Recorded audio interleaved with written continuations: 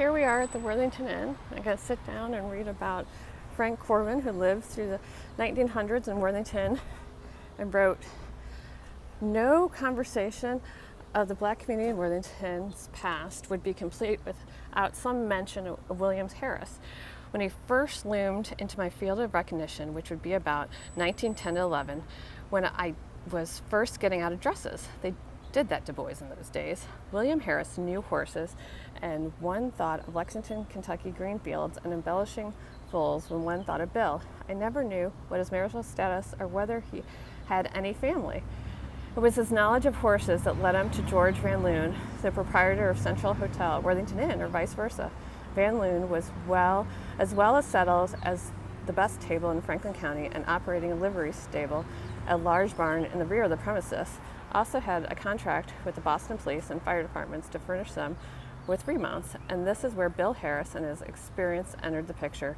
After a sufficient number of good serviceable horses had been purchased and assembled at the livery, they were trotted through town, a column of fours, one rider on each near horse and aligned to the bridles of the other three, and it looked like a column of cavalry four abreast out East Granville Road to the railroad, where they were led to a boxcar that was to transport them to Boston. It was Harris's job to accompany his charge to this eastern metropolis and take care of their needs during the journey. Bill usually slept in the Van Loon stable, not because of any idea of segregation, but because the danger of fire required someone to be on the premises, and if only we knew the truth, perhaps Bill preferred the horses. In any case, the stable has had an unusual significance in the history of mankind, and Bill was not oblivious to the fact." So then we're going to continue our tour to the Birdsong House.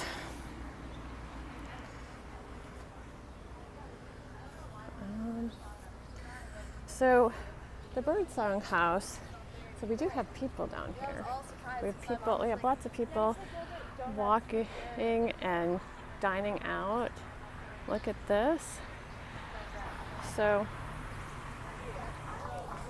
back to the Birdsong House. We're going to go to where the Birdsong House was and then where the Birdsong House is. So they actually moved quite a number of buildings in Worthington. I don't know if that was a thing throughout the region or what was going on with that. But anyway, Charles Kiner was Kiner was one of the four men instrumental in the formation of St. John's AME Church. This was the son of Benjamin and Frances Kiner, who were emancipated in Virginia at the end of the Civil War. In the book of The Thin Light of Freedom, Edward Eyre writes, in the Freedmen's Bureau efforts to reconnect families separated during the war, he said, in a few instances, the efforts worked. Benjamin Kiner had moved to Ohio and wrote his wife, Frances, back in Augusta in 1866. Through the connections of the Freedmen's Bureau, I would like to have you come out here, and I hope that you'll make up your mind and come with the children of yours. I should like to have all the children here. I should like to have all the children with me as they can go to school. The family moved to Ohio and to Worthington near the turn of the century. In 1900, Benjamin Kiner, age 85 and a widower, was living in Worthington with the family of his son, Charles. His daughter, Ada Kiner Scott, had come to Worthington in 1895 to serve as a nurse for Mrs. Henry Hay. Charles Kiner is reported to have been the first African American to hold public office as town marshal in 1891.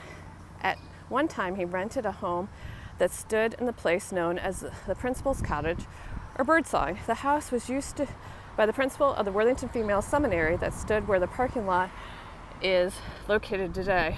The house was later moved behind the post office on Short Street. So the Worthington Female Cemetery, that was then the Worthington Normal School, and the parking lot there was a 3-story building. We had it right here in the downtown Worthington 3-story building, so he lived next door in the Birdsong House.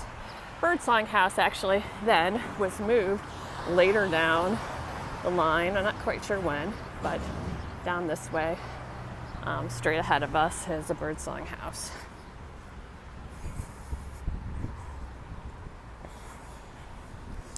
So then after this, we are going to go to St. John's, I do believe.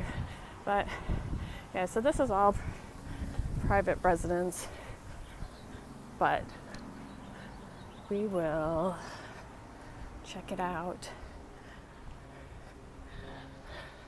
Some cool things back here. Nice connections. And yeah, private residence, birdsong house. So that house was picked up and moved. And now there it is. There's a nice little historic sign. Pretty nice neighbors. The data store, the snow house is back behind that way. We have the Shadow Lane's right over there.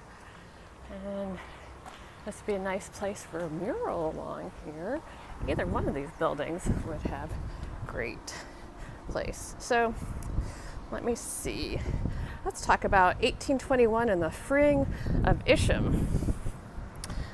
Let's think about the lives of two early justices of the peace, the highest legal authority in Sharon Township, James Kilbourne and Uriah Buttles. As a teenager, Uriah Buttles worked in Amos Maxfield's brickyard, perhaps alongside Black Daniel, making bricks. One assumes he may have approved of the Western pragmatism of the Underground Railway that resorted to helping these escaping slaves to reach free territory. When James Kilbourne entered the U.S. Congress in 1813, he lived and worked with both slave owners and early abolitionists. This included many who founded the American Colonization Society, such as his brother-in-law, Lincoln Goodale, in Columbus. Meanwhile, Buttles and Kilbourne shared the same New England cultural heritage of freedom. They had quite different personal experiences with free blacks living in early Ohio. Would they have felt the same about the legal act of the mob that freed Isham from a slave catcher? Let's find out. In June of 1821, an advertisement by Kentucky plantation owner Robert Turner in the Franklin Chronicle, a newspaper printed in Worthington, offered a reward of $500 in 1821 for a fugitive from slavery named Isham, who was taken a few days since, nearest place in Worthington. Got the light. So I'm gonna go.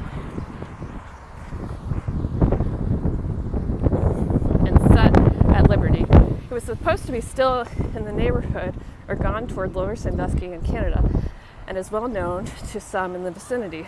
While neither Kilbourne nor Buttles is known to be involved, the advertisement suggests that the Worthington community may have been aware of who Isham was and how he might have been freed. At the time, $500 was an exceptional amount of money, and the fact that no follow-up article about Isham's capture or payment of the reward was printed may speak to the attitude of the community of that time.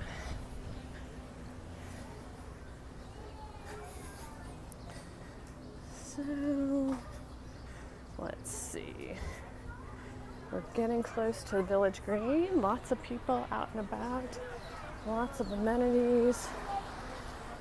Let's see what else we have.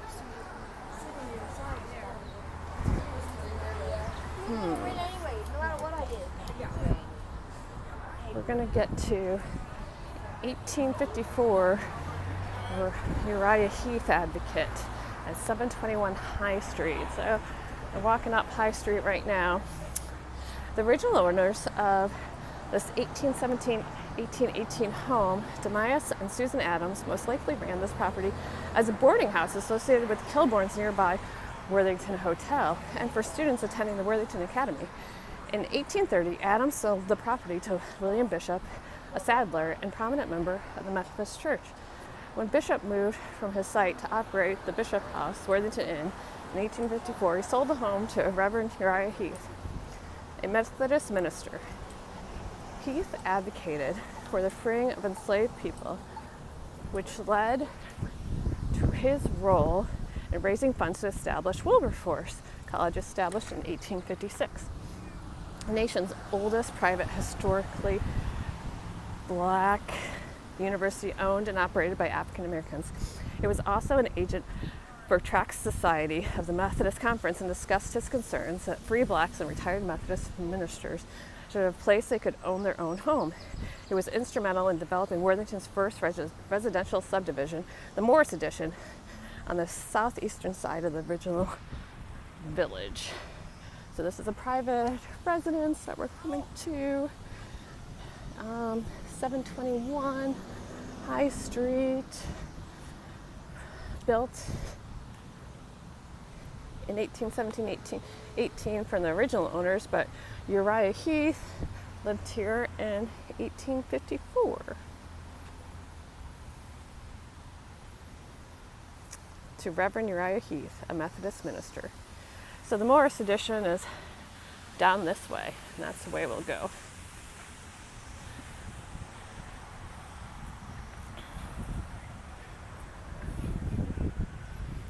So we're going to go to, we already did the freeing at Isham, which they assumed was near the crossroads here of 161 and High Street. There always the main crossroads in Worthington. Oh, sorry.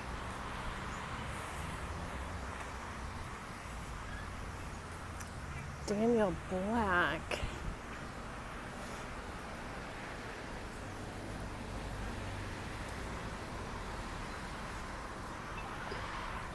Wait. Okay. As you look east down Dublin Granville Road, the clay bank where the street begins to descend was left by melting glaciers that created a wide river. This was the site of Amos Maxfield's brickyard. Maxfield's records for the Worthington Academy. I don't know if you should be looking east. That way is. Okay. So anyway, that was the river. This was the site of Amos Maxfield's brickyard.